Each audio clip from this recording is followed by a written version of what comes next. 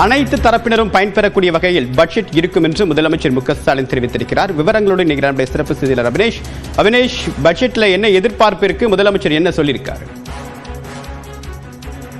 தமிழ்நாடு அரசுடைய நிதிநிலை அறிக்கை நாளை தமிழ்நாடு சட்டப்பேரவையில தாக்கல் செய்யப்பட இருக்கிறது. இந்த நிலையில மிக முக்கியமான ஒரு தமிழ்நாடு அரசுடைய பொருளாதார கொள்கை என்பது வெளியிடப்பட்டிருக்கிறது. அந்த அடிப்படையில சமூகத்தின் அனைத்து தரப்பினரும் பயன்பெறும் வகையில தமிழ்நாட்டின் பரவலான வளர்ச்சியை உறுதி செய்யக்கூடிய வகையில இந்த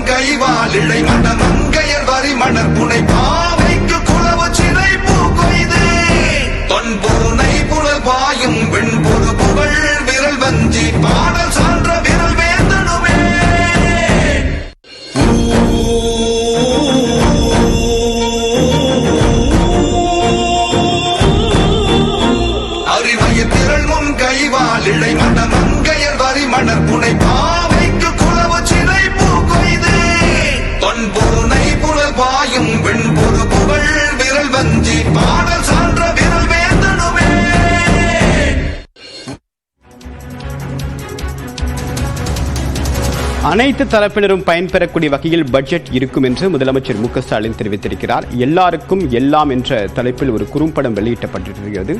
பட்ஜெட்டுடைய முன்னோட்டமாக இந்த குறும்படம் வெளியிடப்பட்டிருக்கிறது. 2026 சட்டமன்ற தேர்தலுக்கு முன்னதாக தாக்கல் செய்யப்படக்கூடிய முழு பட்ஜெட் இது என்பதன் காரணமாக எதிர்பார்ப்பு அதிகரித்துள்ளது.